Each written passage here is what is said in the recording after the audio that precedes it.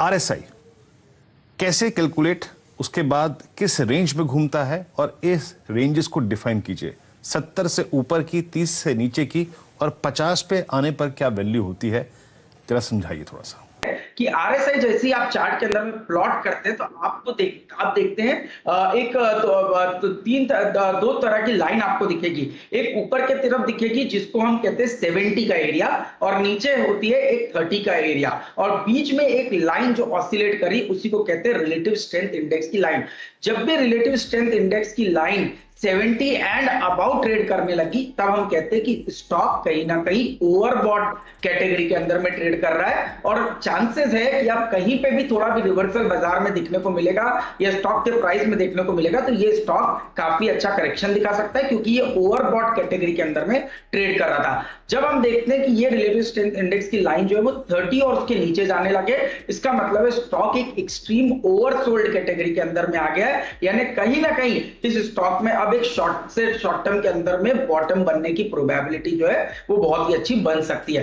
But आप देखते होंगे कुछ स्टॉक जो है वो कंटिन्यूअसली एक स्ट्रॉन्ग अप ट्रेंड के अंदर में ट्रेड कर रहे हैं। तब ऐसे सिचुएशन में अगर से आप आरएसआई को ध्यान में रख के ओवरबॉट कैटेगरी में शॉर्ट तब ये जो 70 और 30 की रेंज है ये शिफ्ट हो जाएगी, तब हम कहेंगे शायद 80 का जो लेवल है वो न्यू नॉर्मल है इस स्टॉक के अंदर में, और जब तक 80 के नीचे 80 के ऊपर जब तक स्टॉक ट्रेड कर रहा है तब तक ये स्टॉक ओवरबॉट कैटेगरी के अंदर में माना जाएगा।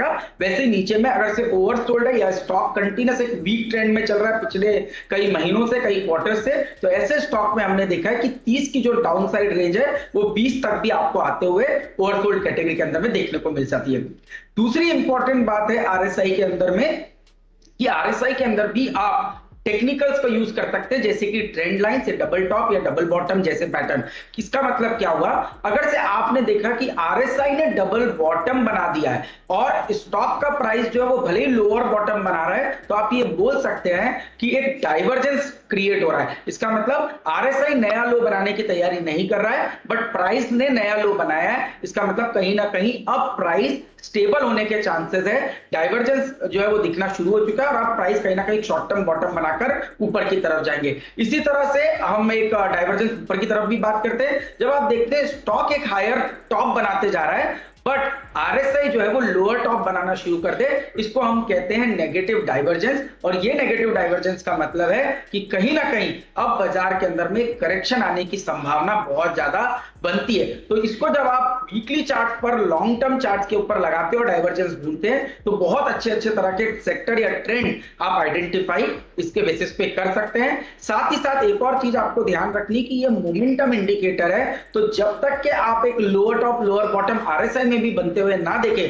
तब तक जस्ट बिकॉज ये ओवरबॉट कैटेगरी में आ गया है इस पे शॉर्ट मत कीजिए। एक सिग्नल आपको मिलेगा लोअर टॉप लोअर बॉटम का आरएसआई में बनने का, वहीं पे आप शॉर्ट पोजीशन बनाइए। इसी तरह अगर से आरएसआई ओवरसोल्ड कैटेगरी में भी आ गई है तो भी जस्ट बिकॉज ओवरसोल्ड पे आ गई है लॉन्ग पोजीशन ना बनाए। आप देखिए कि कहीं ये आरएसआई अब हायर बॉटम बनाने का स्ट्रक्चर बना रही है क्या। अगर से हायर बॉटम बना रही है तब आप ये मान के चलिए कि कहीं ना कहीं अब स्टॉक के अंदर में एक अच्छी शॉर्ट टर्म बॉटम बन चुकी है और एक अच्छे अपमूव की अब गुंजाइश इस स्टॉक के अंदर में की जा सकती है। तो देखिए कुल मिला के ये बात है कि 70 और 30 की आपकी रेंज है। 70 के ऊपर निकल जाए तो इसका मतलब ये नहीं है कि आपको उसको शॉर्ट करना है। 70 के ऊपर भी अलर्ट हो जाना है, या फिर 30 के नीचे जाए इसका मतलब ये नहीं कि बॉटम बन गया। जो बात आशीष ने कही वो क्या कही थी कि हमको उस रेंज में भी देखना है कि डाइवर्जेंस है कि नहीं। मैं आपको एग्जांपल देता हूं, मान लीजिए 100 रुपए का एक स्टॉक मान लीजिए 110 हो गया, आपका ट्रेड ग्रिप में है, फिर आपने देखा कि आरएसआई पहुंच गया 70 के ऊपर। अब आपको डर लग रहा है कि कहीं मेरा स्टॉक मतलब मैं निकल ना जाऊं या फिर स्टॉक नीचे ना गिर जाए। 70 के ऊपर गया आरएसआई आपका, स्टॉक 110 का 115 हुआ, आरएसआई अभी भी राइजिंग है, लेकिन स्टॉक 115 का जब 20 हुआ लेकिन आरएसआई जब नहीं बढ़ा। इंडिया के नंबर 1 ब्रोकर जीरोधा के साथ जुड़िए, जहां पर आपका ब्रोकरेज कुछ भी नहीं लगेगा। ब्रोकरेज लगेगा तो सिर्फ इंट्राडे ट्रेड में, वह भी सिर्फ 20 रुपए। तो दोस्तों अकाउंट ओपनिंग की लिंक डिस्क्रिप्शन में है, जाइए लिंक पर क्लिक करके जीरोधा में अकाउंट ओपन कराइए। दैट मींस वहां नेगेटिव डाइवर्जेंस आ गया, प्राइस ऊपर बढ़ा लेकिन आरएसआई ने ऊपर जाकर मना कर दिया। दैट इज अ डाइवर्जेंस ठीक है ना, वहां पे या तो अपना ट्रेलिंग स्टॉप लॉस लगा लीजिए या बाहर निकल के आ जाइए। वो शॉर्ट सिग्नल है वो जब short आपको signal। स्ट्रैटेजी चेंज करनी है। जी हाँ, और ठीक उसी प्रकार। अच्छा आशीष, मैं यहाँ पे एक और चीज पूछना चाहूंगा। 70 और 30 तो अमूमन आपको एक बड़ा रिवर्सल का संकेत दे रही है, वहां पे आपने डाइवर्जेंस पकड़ लिया विद इन दैट रेंज। लेकिन कई बार मान लीजिए मैं 70 से नीचे आया लेकिन मैं 50 से घूम गया, तो उस कंडीशन में क्या करना चाहिए? या फिर 30 से ऊपर गया 50 से घूम गया तो क्या करना चाहिए? जी, तो ये बहुत अच्छा आपने प्रश्न पूछा वीरेंद्र। ये सिचुएशन कब आएगी? अगर से आपका जो RSI 70 है और आप देखते हैं 50 पे आया पर 30 तक नहीं गया और 50 से ही पलट गया, इसका मतलब है ये स्टॉक एक अच्छे खासे अप ट्रेंड के अंदर में है। और जब आप देखते हैं कि एक अच्छा खासा अप ट्रेंड चल रहा है तो जनरली स्टॉक ओवरबॉट कैटेगरी में तो शायद 70-80 के लेवल पे जाए, बट नीचे जरूरी नहीं है। जब नीचे आए तो 30 पे आए, तब हो सकता है 45-50 पे ही आपको RSI पे एक अच्छा खासा सपोर्ट देखने को मिले और ये इंडिकेशन होता है कि ये स्टॉक एक स्ट्रॉन्ग अप ट्रेंड में। अब इसका उल्टा लीजिए, कोई स्टॉक एक कंटिन्यूअस डाउन ट्रेंड में और बीच में उसमें पुल बैक आया, तो ऐसे पुल बैक में आप देखेंगे 30 की जो RSI है वो ज्यादा से ज्यादा 45-50 तक जाएगी और 50 के आसपास से वहां पर पे एक आप देखेंगे कंटिन्यूअसली RSI लोअर टॉप बनाना शुरू कर देगी। इसका मतलब है आपका जो स्टॉक था वो ऑलरेडी एक डाउन ट्रेंड में था, इसलिए उसमें इतनी मजबूती नहीं है कि वो 50 के RSI को कंटिन्यूअस बेसिस पे क्रॉस करे। और इसका मतलब है जैसे ही पहला सिग्नल मिले, यानी 50 से जैसे आप देखें लोअर टॉप लोअर बॉटम बनना शुरू करे, ये मान के चलिए ये स्टॉक जो वीक ट्रेंड में था ये आने वाले दिनों में और फर्दर गिरावट जो है वो दिखा सकता है। यानी कुल याद रखिएगा, आपको दो रेंजेस का ध्यान रखना है, 70 अबव, 30 बिलो। एक वीक स्ट्रक्चर अगर पुल बैक देके 45 से फिर घूम जाए, दैट मींस वो अगेन शॉर्टिंग का कैंडिडेट होगा। एक स्ट्रॉन्ग स्ट्रक्चर RSI नीचे आया 50 से फिर घूम रहा है, वहां पे एक पॉजिटिव डाइवर्जेंस दिखाई, दैट मींस है ये एक पॉजिटिव डाइवर्जेंस है, वो स्ट्रेंथ कायम रहेगी। अच्छा, हम याद रखिए आपको सिर्फ 3 इंडिकेटर्स पढ़ाएंगे, क्योंकि आदमी क्या होता है कि प्राइस के साथ इतने इंडिकेटर्स लगा देता है कि वो भूल जाता है कि प्राइस कहां पर है, इसीलिए सिर्फ दूसरे इंडिकेटर्स पे आते हैं। RSI हो गया, अब आते हैं आशीष MACD पर। इसको कैसे अप्रोच करेंगे और कैसे रीड करेंगे, थोड़ा सा एस्टेब्लिश कीजिए इसको। जी, तो MACD का फुल फॉर्म है मूविंग एवरेज कन्वर्जेंस डाइवर्जेंस, और ये भी एक तरीके का ट्रेंड फॉलोइंग मोमेंटम इंडिकेटर ही होता है, जिसके अंदर में आप क्या कर रहे हैं, आप इसके अंदर में हमने देखा था exponential moving average. Exponential moving average का मीनिंग क्या था? जो आपके लेटेस्ट प्राइस का डेटा है उसको ज्यादा वेट दे और पहले का जो डेटा है उसको कम वेट दे। इसका मतलब है आप जो रीसेंट प्राइस एक्शन है उसको वेट ज्यादा देते हैं। तो इस सिचुएशन में आप क्या करते हैं, MACD को कैलकुलेट करने के लिए सबसे पहले आप MACD लाइन को कैलकुलेट करते हैं। और ये लाइन कैसे कैलकुलेट होती है? 12 दिन के एक्सपोनेंशियल मूविंग एवरेज को निकालिए, 26 दिन के एक्सपोनेंशियल मूविंग एवरेज को निकालिए और 12 period exponential moving average minus 26 day period exponential moving average का जो डिफरेंस आएगा, ये आपकी moving average convergence divergence line होगी।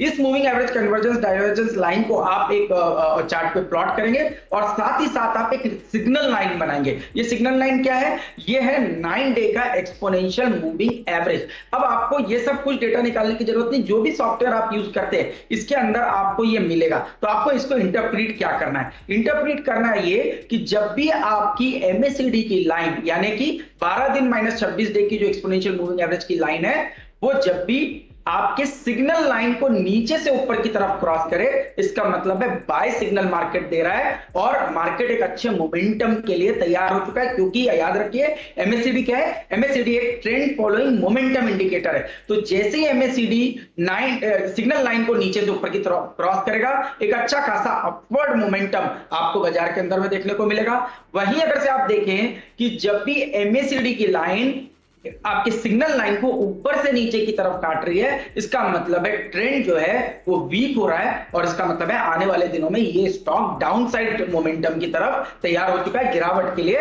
तैयार हो चुका है और वहां पे आपको वीकनेस देखने को नजर आ जाएगी।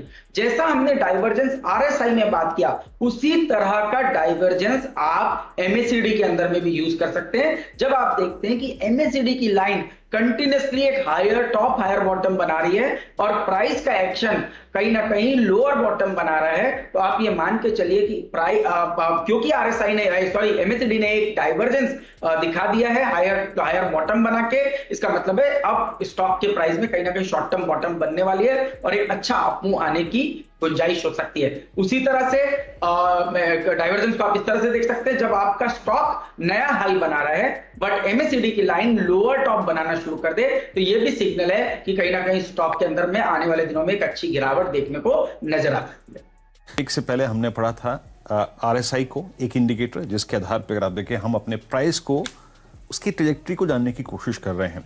आपने एक इंडिकेटर यानी आरएसआई लगा लिया। मैकडी पे बात हो रही थी, मैकडी को थोड़ा सा और बात करते हैं। आशीष, थोड़ा सा इन जैसे अमूमन जब हमने क्रॉसओवर्स पढ़े थे, मूविंग एवरेज क्रॉसओवर्स 10 डेमा वर्सेस 20 डेमा, थोड़ा सा इन मैकडी के इन क्रॉसओवर्स को हल्का सा और एक्सप्लेन कर दीजिए, कैसे अप्रोच करना चाहिए इन क्रॉसओवर्स को, और ये दोनों लाइंस क्या क्या होती है, थोड़ा डिफाइन कीजिए एग्जैक्टली इसको। तो वीरू, जैसे मैंने बताया कि सबसे पहले एमएससीडी लाइन क्या होती है। तो एमएससीडी लाइन है simple 12 day exponential moving average minus 26 day exponential moving average line. जैसे ही आपको ये लाइन मिल जाएगी तो आप इसको प्लॉट करेंगे ग्राफ पे, जो कि ऑलरेडी कोई भी टेक्निकल सॉफ्टवेयर जब आप यूज करते हैं तो ये सारा डेटा वहां पे ऑलरेडी प्लेस्ड ही होता है। इसको ये पहले डेटा क्या है वो हम समझा रहे हैं और इसको फिर यूज करना आपको समझना है। तो जैसे पहले मैंने कहा एमएससीडी लाइन आपको मिल जाएगी, उसके बाद एक सिग्नल लाइन है। सिग्नल लाइन क्या है? वो है 9 डे एक्सपोनेंशियल मूविंग एवरेज। जैसे ही आप देखेंगे एमएससीडी की लाइन सिग्नल लाइन को क्रॉसओवर करेगी, यानी नीचे से ऊपर की तरफ काटेगी, इसका मतलब है कि बाजार में एक पॉजिटिव मोमेंटम जो है वो ट्रेंड इंडिकेट करेगा और प्राइस के जो एक्शन है वो ऊपर की तरफ आपको जाते हुए देखने को मिलेंगे। अब जब तक कि ये जो एमएससीडी की लाइन है सिग्नल लाइन के ऊपर बनी हुई है, तब तक आप ये मान के चलिए आपका स्टॉक एक अप ट्रेंड के अंदर में है और आपको कंटिन्यूअसली अपने स्टॉप लॉसेस रिवाइज करके इस अप ट्रेंड के अंदर में बने रहना है। पर जैसे ही आप देखेंगे एमएससीडी की लाइन आपकी सिग्नल लाइन को ऊपर से नीचे की तरफ काटे, इसको हम कहते हैं इसी को हम कहते हैं कि ये जो डाइवर्जेंस है ये शुरू हो चुका है। एमएससीडी के लाइन ने ऊपर से नीचे की तरफ सिग्नल लाइन को ब्रेक किया है। इसका मतलब है ट्रेंड पूरी तरह से वीक होने की तैयारी कर रहा है और अब स्टॉक जो है वो एक डाउन ट्रेंड के अंदर में जाने की कोशिश कर रहा है। वहां पे आपको शॉर्ट पोजीशन बनाएंगे जी। तो कुल मिला के आपने समझा है मैकडी क्या होता है। यहां पर हमने जैसे कि आरएसआई पढ़ा था, मैकडी में हमको क्या करना है, जब हम ड्रॉ करेंगे अपने सॉफ्टवेयर में दीपाली, तो हमें एक मैकडी लाइन मिलेगी और एक मिलेगी सिग्नल लाइन। जैसे कि हमने क्रॉसओवर्स पढ़ा था, जब मैकडी को नीचे से ऊपर की तरफ सिग्नल लाइन काटे, that is a positive crossover. वो एक वक्त होता है कि हाँ पॉजिटिविटी इस स्टॉक में है, अब इसको बाय करना चाहिए। और सिंपली अगर आप देखें, धीरे धीरे आपको इसको रीड करना है, इसे प्रैक्टिस कीजिए, हिस्टोरिकल डेटा पे देखिए कि मैकडी कैसे बिहेव करता है और कैसे जब मैकडी ऊपर था और सिग्नल लाइन ने उसे नीचे की तरफ काटा तो नेगेटिव क्रॉसओवर है, यानी अब स्टॉक डाउन ट्रेंड की तैयारी कर रहा है, आपको एग्जिट करना है यहाँ पे। अच्छा आशीष, एक और चीज है, ये हमने मैकडी पढ़ा और काफी हद तक हमने एक्सप्लेन कर दिया। अब ये व्यूअर्स के ऊपर है, वो जब बैक टेस्टिंग करेंगे, इसको रीड करेंगे अपने चार्ट्स पे, अप्लाई करिए आरएसआई मैकडी को दोनों एक तरीके से और फिर उसे रीड करिए। लेकिन अमूमन कुछ ऐसे ट्रेडर्स होते हैं जो कि एक स्टॉक पकड़ लेते हैं। मैं खुद जानता हूं ऐसे बहुत सारे लोगों को जिन्होंने आइडेंटिफाई कर रखा है UltraTech cement, Maruti, Vedanta, Infosys, tech Mahindra, पकड़ लिया इसी स्टॉक को और इसी को ही अब ट्रेड करेंगे और वो ये अच्छा भी है जिसमें आपकी महारत हासिल हो जाए। ऐसे में मेरे को एक इंडिकेटर याद आता है, बोलिंगर बैंड, जो कि आपको आपके ही स्टॉक की रेंजेस को डिफाइन कर देता है। आशीष, आपने कभी इस्तेमाल किया है इसको, और अगर नहीं भी किया है तो भी इसके एडवांटेज बताइए और इसको थोड़ा सा एक्सप्लेन कीजिए। बिल्कुल वीरू, बहुत रेगुलरली आइडेंटिफाई किया है, बहुत ज्यादा यूज किया। और आपने जो भी थोड़े हम जो पहले हमारे एफएनओ के क्लासरूम में हमने बात की थी लॉन्ग स्ट्रैडल या लॉन्ग स्ट्रैंगल की, तो लॉन्ग स्ट्रैडल और स्ट्रैंगल बनाने में भी बॉलिंगर बैंड बहुत अच्छी तरह से काम करता है और मैं आपको एक्सप्लेन करता हूं ये होता क्या है। तो इंडिया के नंबर 1 ब्रोकर जीरोधा के साथ जुड़िए, जहां पर आपका ब्रोकरेज कुछ भी नहीं लगेगा। ब्रोकरेज लगेगा तो सिर्फ इंट्राडे ट्रेड में, वह भी सिर्फ 20 रुपए। तो दोस्तों, अकाउंट ओपनिंग की लिंक डिस्क्रिप्शन में है, जाइए लिंक पर क्लिक करके जीरोधा में अकाउंट ओपन कराइए। सबसे पहले ये एक ऐसा टूल है जो आपको 2 तरह की ट्रेंड लाइन देता है और ये 2 ट्रेंड लाइन और कुछ नहीं है, ये है आपका 2 स्टैंडर्ड डिविएशन। तो मैं ज्यादा मैथमेटिकल इसमें नहीं जाऊंगा, मैं आपको एक सिंपल भाषा में समझाऊंगा कि आप जो अपना 20 डे मूविंग एवरेज, आपको याद होगा सिंपल मूविंग एवरेज है, वो लाइन को निकालते हैं और इसका 2 स्टैंडर्ड डिविएशन पॉजिटिव और 2 स्टैंडर्ड डिविएशन नेगेटिव ये कैलकुलेट करते हैं तो आपको 2 लाइन मिलती है, एक मिलती है अपर लाइन और एक मिलती है लोअर लाइन। ये अपर लाइन और कुछ नहीं है, ये इंडिकेट करती कि ये वो एरिया है जहां से स्टॉक के अंदर में ओवरबॉट कैटेगरी शुरू हो जाती है और स्टॉक के फिसलने की प्रोबेबिलिटी बहुत ज्यादा बन जाती है। वहीं 2 स्टैंडर्ड डिविएशन लोअर लाइन, यानी कि लोअर लाइन जो रेड लाइन है वो आपको इंडिकेट करेगी कि स्टॉक ऑलरेडी ओवरसोल्ड कैटेगरी में आ चुका है और ये प्रोबेबल वो ट्रेंड लाइन है या वो एरिया है जहां से स्टॉक के अंदर में एक अच्छा खासा सपोर्ट देखने को मिलता है। तो बिल्कुल आपने सही कहा, अगर से कोई ट्रेडर या इन्वेस्टर एक कंटिन्यूसली कोई स्टॉक के अंदर में ट्रेड कर रहे हैं तो वो क्या कर सकते हैं, जब भी स्टॉक बॉलिंगर बैंड के अंदर में चल रहा है और आप देख रहे हैं अगर से अपर ट्रेंड लाइन को यानी कि अपर 2 स्टैंडर्ड डिविएशन पॉजिटिव वाले को टेस्ट कर रहा है, तो वो एरिया है जहां पर पे आप थोड़ा प्रॉफिट बुकिंग करिए और वेट करिए आपके स्टॉक के डिप की। और जैसे ही स्टॉक नीचे में लोअर बैंड की तरफ आए तो वहां पर पे बाइंग पोजीशन बनाइए, वो एरिया है जहां से स्टॉक में एक अच्छा खासा सपोर्ट आ सकता है। इसमें सबसे अच्छा जो एक इंपॉर्टेंट कॉन्सेप्ट है बॉलिंगर बैंड का, उसको हम कहते हैं स्क्वीज। स्क्वीज यानी क्या, आप क्या कहना चाह रहे हैं, बॉलिंगर बैंड का मतलब है स्टैंडर्ड डिविएशन और स्टैंडर्ड डिविएशन का मतलब ही है वोलेटिलिटी। जी, तो कुल मिलाकर अगर आप देखें बोलिंगर बैंड जो है वो 2 विषय है, अभी याद रखिएगा, अभी आशीष में बात करूंगा। एक तो ये है जैसे कि हमने बात की थी पहले, शॉर्ट स्ट्रेंगल लॉन्ग स्ट्रेंगल। हमें अपने ही स्टॉक की, जैसे मान लीजिए मैं अल्ट्राटेक सीमेंट ट्रेड करता हूं, ठीक है, मुझे अपने ही स्टॉक की रेंजेस को ये डिफाइन कर देता है कि मान लीजिए 4000 पे है, आज चला तो 41 और 41.50 हो सकता है, तो ये अपर बाउंड्री डिफाइन कर देगा कि अपर बैंड हो जाएगा, अपर बॉलिंगर बैंड, यानी वो मेरे ही स्टॉक को मुझे वहां पे एग्जिट करना है और कॉल बेचनी है उसका सिग्नल दे देगा, ठीक है। फिर जहां से मैंने ट्रेड सेटअप किया था, जहां पे मैंने लिया था ये 4000 के पॉइंट पे मान लीजिए फिर आ गया, वो आ गई इसकी मिड लाइन। अगर मेरी मिड लाइन से स्लिप कर रहा है, दैट मींस ये पॉसिबली शॉर्टिंग का कैंडिडेट बन भी रहा है, तो वो आ गया नीचे की तरफ। तो मेरी नीचे की जो डिफाइंड लाइन है ये बताएगी कि मेरा स्टॉक कहां आके फिर यू टर्न लेगा और मिड लाइन को अप्रोच करेगा। यानी इन बैंड्स के जरिए आप रेंज के ऊपर और रेंज के नीचे निकलने की प्रोबेबिलिटी को डिफाइन कर सकते हैं और ट्रेड ले सकते हैं सबसे। और मीडियम भी डिफाइन कर देगा। लेकिन जो आशीष बात कह रहे थे ना अभी, उसको समझ लेते हैं। आशीष, जब ये बोलिंगर बैंड बहुत स्क्यूज होके आपके सीएमपी के पास आ जाए, उससे हार्डली 10 रुपए इधर 10 रुपए उधर, या फिर 50 रुपए इधर या फिर 50 रुपए उधर, या फिर 100 रुपए इधर 100 रुपए उधर, तब क्या करना चाहिए, तब क्या सिग्नल होता है? ये देखिए, ये जो इसका पूरा सेंट्रल कॉन्सेप्ट बोलूंगा या मेन कॉन्सेप्ट जब मैं बोलूंगा आपको बॉलिंगर बैंड का, तो स्क्वीज ही है। आप जब देखते हैं कि दोनों बैंड बहुत ही क्लोज आ गए, इसका मतलब है एक लो वोलेटिलिटी का पीरियड चल रहा है और अब आने वाले समय में एक जबरदस्त मूवमेंट इस स्टॉक के अंदर बनने के चांसेस है, चाहे वो ऊपर की तरफ हो या नीचे की तरफ, क्योंकि जैसे बैंड एकदम क्लोज हो जाए इसका मतलब है अब वोलेटिलिटी जोड़ के बढ़ने की संभावना है आने वाले दिनों में। तो ऐसे सिचुएशन में अगर से आपका बैंड एक बहुत नैरो रेंज में आ चुका है और आप टेक्निकली कोई सिग्नल देखते हैं कोई ब्रेकआउट का, इसका मतलब है बहुत ही जबरदस्त अपमूव आपके स्टॉक में आ सकता है, क्योंकि अब जो बैंड स्क्वीज हुआ था वो अब वाइडन होना शुरू होगा और इसके चलते स्टॉक में एक बड़ा अपमूव आएगा। वही हो सकता है अगर से स्टॉक ब्रेकडाउन पॉइंट पे खड़ा है और बॉलिंगर बैंड स्क्वीज हो चुका है और ब्रेकडाउन होते ही आप देखेंगे ये जो स्क्वीज हुआ है ये बॉलिंगर बैंड बहुत जोर के एक्सपैंड होगा और स्टॉक के अंदर में उतनी ही जोर के गिरावट देखने को मिल सकती है। साथ ही साथ जो मैं आपको कह रहा था लॉन्ग स्ट्रैंगल या लॉन्ग स्ट्रैडल, अगर से आपका स्टॉक बॉलिंगर बैंड स्क्वीज के अंदर में आ चुका है तो समझ लीजिए अब यह बहुत अच्छा समय है लॉन्ग स्ट्रैंगल या लॉन्ग स्ट्रैडल की स्ट्रेटेजी को प्ले करने के लिए। चलिए आशीष, बहुत बहुत शुक्रिया, आप इस पूरी श्रृंखला में टेक्निकल्स की और डेरिवेटिव्स की हमारे साथ मौजूद रहे। और आई थिंक दीपाली, हमने टेक्निकल्स के सारे पैटर्न जाने समझे और डेरिवेटिव्स के सारे पैटर्न समझे जाने। अब ये आपके ऊपर है, ठीक है, प्रैक्टिस करिए, एक सॉफ्टवेयर बाय कीजिए। मैं सॉफ्टवेयर के नाम नहीं ले सकता यहाँ पे, लेकिन मनी कंट्रोल की साइट पे जाके आपको सारे पैटर्न्स मिल जाएंगे, इंडिकेटर्स मिल जाएंगे। बैक टेस्टिंग बहुत जरूरी है। जब हमने भी टेक्निकल सीखा था, जिस दिन सॉफ्टवेयर खरीदा था, बैक टेस्टिंग बिल्कुल, और जाइए और इन सारे पैटर्न्स को जाके रीड करिए। और इसी पर्पस की वजह से, जो कि वीरेंद्र ने कहा, इसी पर्पस की वजह से हमने ये जो अपनी तमाम एपिसोड की सीरीज है ये सोशल मीडिया पर भी डाली है, यूट्यूब पर भी डाली है, क्योंकि एक दिन में आप नहीं सीख सकते वीरेंद्र, चाहे फिर वो टेक्निकल्स हो, ऑप्शंस हो, स्ट्रैटेजीज ही क्यों ना हो। तो पहले बेसिक्स क्लियर कीजिए। जो तमाम हमारी सीरीज है, तमाम एपिसोड्स हैं, ये आपको यूट्यूब पर मिलेंगे। टेक्निकल्स को समझिए। आशीष ने इनफैक्ट अप्रिशिएटिंग होगा वीरेंद्र की बहुत ही सरल भाषा में समझाया है हमारे व्यूअर्स को जो तमाम बारीकियां हैं। तो आप उनको समझिए, उनको देखिए उन एपिसोड्स को, उसको उसके बाद अप्लाई कीजिए। कोई भी स्टॉक का इंडेक्स का एग्जांपल लीजिए और उसके बाद, और अगर हमारी इस क्लास के जरिए हमारी कोशिश तो यही है कि आप इनको समझें, इसको अप्लाई करें और फिर अपने ट्रेड्स भी लें। तो इन क्लासरूम की लर्निंग के बाद जब भी आप ट्रेड लें तो इनिशियली वीरेन छोटे ट्रेड्स लेने चाहिए, छोटे ट्रेड्स, इस लर्निंग को अप्लाई करने के लिए। और जब आपको लगे कि हाँ अब आपकी स्किल्स इंप्रूव हो चुकी हैं, तब आप बड़े ट्रेड्स की ओर जाइए। तो हम विश तो यही करते हैं कि आप पैसा बनाएं और टेक्निकल्स हो, फ्यूचर्स हो या फिर ऑप्शन हो, उनकी लर्निंग हमारे शो के जरिए सीखें।